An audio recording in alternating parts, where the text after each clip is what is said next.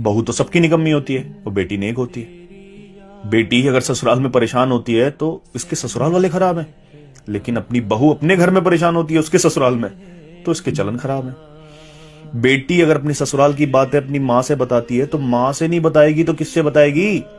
लेकिन जब बहू अपनी माँ से बात कर ले तो आजकल की माएं घर तुलवा देती है। बेटी मैके आए तो स्वागत करो कि इसका घर है, जब चाहे जब आ सकती है। लेकिन अगर बहू अपने घर जाना चाहे तो अपना घर है, इसे संभालो। अब अपनी बेटी को परवाह करने वाला पति मिल जाए तो हीरे जैसा दामाद मिला है।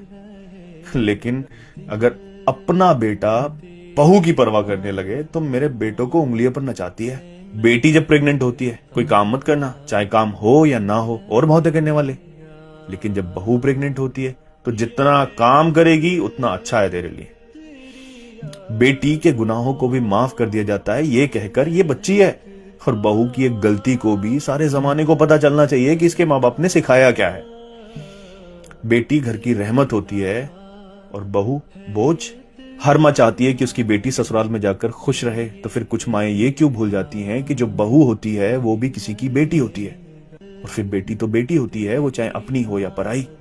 तो अगर आप अपनी बेटी को किसी के घर रोता हुआ नहीं देख सकते तो दूसरों की बेटी को क्यों आंसुओं से रुलाते हैं। कभी सोचा है उन माँ बाप पर क्या बीतती होगी जिन्होंने विदा करते वक्त आपके लिए ये कहा हो कि बेटे वो भी माँ बाप हैं।